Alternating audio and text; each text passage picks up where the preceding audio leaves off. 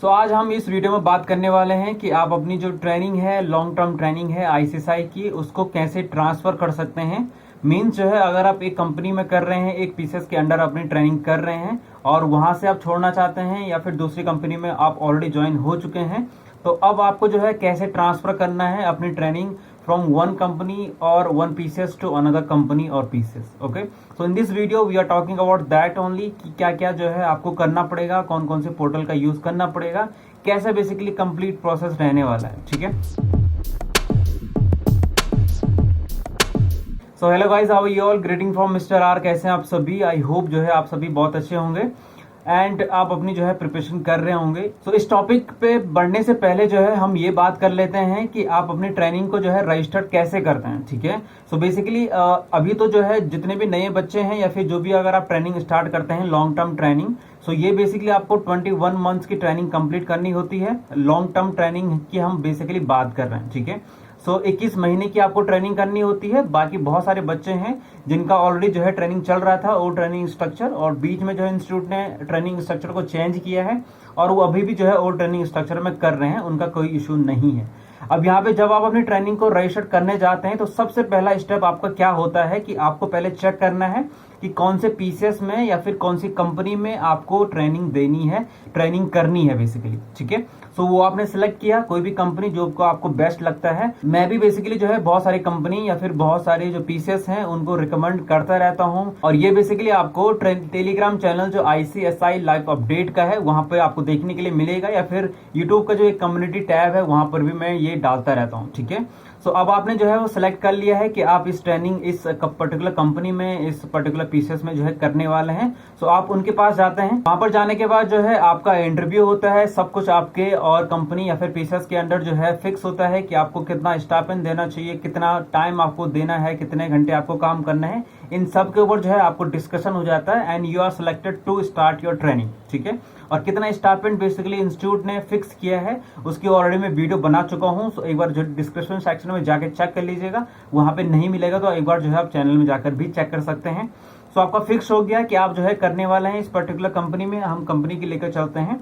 बहुत सारे कंपनी या फिर बहुत सारे पीसेस जो है प्री स्पॉन्सरशिप लेटर मांगते हैं। तो बेसिकली प्री स्पॉन्सरशिप लेटर जो है सिंपल सा यही होता है कि जो कंपनी जो है ज्वाइन करने से पहले, स्टार्ट करने से पहले आपसे जो है प्रूफ मांगते हैं कि yes you are authentic person of ICSI और student of ICSI, so pre sponsorship letter. ठीक है, तो आपको जो ट्रेनिंग पोर्टल है स्टिमुलेट, वहां पर जाकर सिंपल सा जो है लॉन्ग टर्म ट्रेनिंग जो सेक्शन में आपको मिल जाएगा जनरेट प्री स्पॉन्सरशिप लेटर। ठीक है, वहां पे एक अदर ऑप्शन होगा स्पॉन्सरशिप लेटर, वहां पे नहीं करना है आपको, प्री स्पॉन्सरशिप लेटर जो है जनरेट करना है। ठीक है, ये आप जनरेट करके ले जाएंगे, जो भी आपसे मांग रहे हैं उनको सबमिट कर देंगे। अगर नहीं मांग रहे हैं तो ये स्टेप जो है बेसिकली ऑलरेडी कैंसिल हो जाएगा। ठीक है, सो आपने जो है प्री स्पॉन्सरशिप लेटर उनको सबमिट किया। अब उन्होंने जो है अपने डेटाबेस में, कंपनी के या फिर पीसीएस के डेटाबेस में आपको जो है ऐड कर दिया है। ठीक है, तो वो डिटेल्स आपकी जो है जो स्टिमुलेट पोर्टल है, जो ट्रेनिंग पोर्टल है, वहां पर भी अपडेट हो जाएगी। उसके बाद जो है आपको अपॉइंटमेंट लेटर मिलता है कंपनी या फिर पीसीएस से।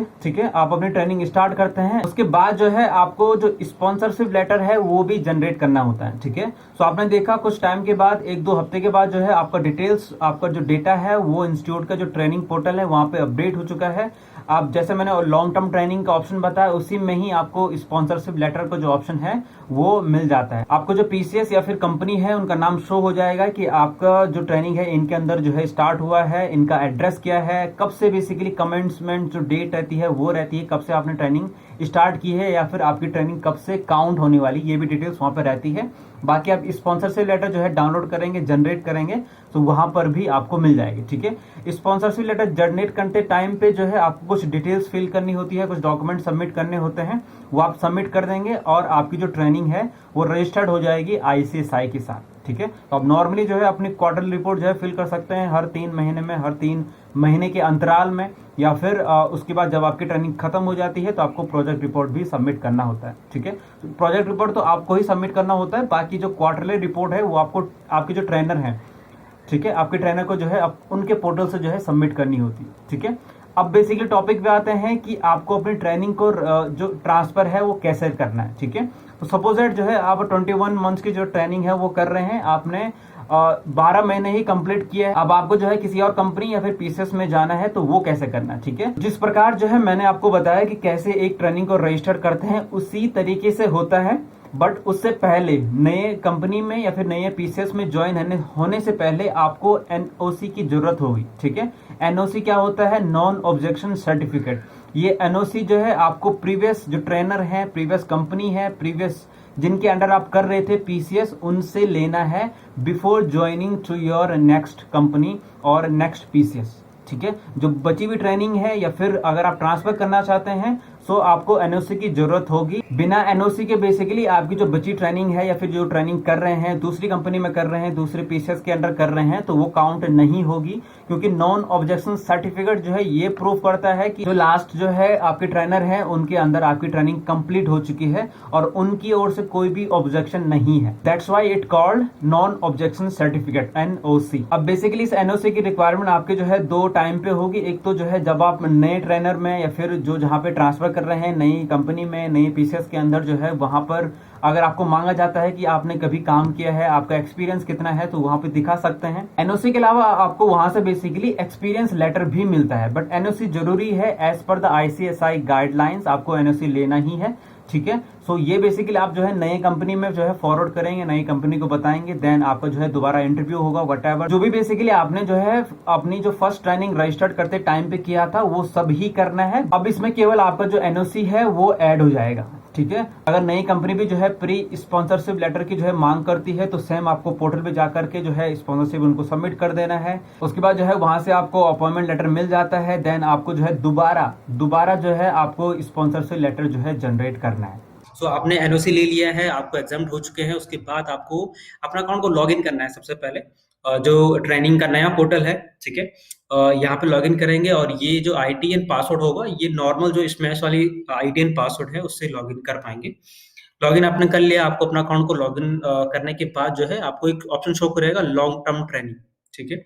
लॉन्ग टर्म ट्रेनिंग पे क्लिक करेंगे एंड आप यहाँ पे चेक करेंगे बैलेंस ट्रेनिंग रजिस्ट्रेशन, इस पे क्लिक करेंगे। बैलेंस ट्रेनिंग रजिस्ट्रेशन के बाद आप चेक कर पाएंगे, आपको ऐसा इंटरफेस शो करेगा और यहाँ पे आपको जो है सिलेक्ट करना है, ठीक है। 2 ऑप्शन चेक आपको मिल जाएगा। एक तो जो है आपको जो बची हुई ट्रेनिंग है क्या आप ट्रांसफर ले रहे हैं या फिर आपको एग्जाम्प्टेड है, ठीक है। ट्रांसफर इन द सेंस जो है अगर आप एक पीसीएस से दूसरे पीसीएस में, एक कंपनी से दूसरे कंपनी में जाना चाह रहे हैं तो उस केस में भी आपको बैलेंसिंग जितनी बची हुई ट्रेनिंग है उसके लिए इस तरह से रजिस्ट्रेशन करना है, ठीक है। तो सपोज अगर आप ट्रांसफर ले रहे हैं तो आपको ये सिलेक्ट करना है। अगर आपका कुछ एग्जाम्प्ट हो चुका है, कुछ ट्रेनिंग महीनों के लिए एग्जाम्प्ट हुआ है, अब बची हुई ट्रेनिंग आप के लिए इस पे क्लिक करना है। तो सपोज हम ट्रांसफर ले रहे हैं एक कंपनी से दूसरे कंपनी में, और बताना चाहूंगा कि आप अपनी पूरे ड्यूरेशन में केवल 2 ट्रांसफर ले सकते हैं, मतलब 3 कंपनी या फिर 3 ट्रेनर 3 पीसीएस के साथ काम कर सकते हैं। एक ट्रेनिंग आपने रजिस्टर्ड किया, वहां से एनओसी लिया, एक ट्रांसफर वो हो गया, फिर दूसरे ट्रेनर के अंदर आप काम करेंगे कंपनी या पीसीएस, ठीक है, वहां से एनओसी लेंगे, फिर तीसरी जगह काम करेंगे। तो तीनों मिला के तीनों ट्रेनर के साथ काम कर सकते हैं और 2 एनओसी ले सकते हैं, मतलब 2 ट्रांसफर ले सकते हैं, ठीक है। ड्यूरेशन क्या रहेगा, जो न्यू ट्रेनिंग एप्लीकेबल है 3rd ऑफ Feb के बाद जो एप्लीकेबल हुआ है वो 24th मंथ ही रहेगा, ठीक है।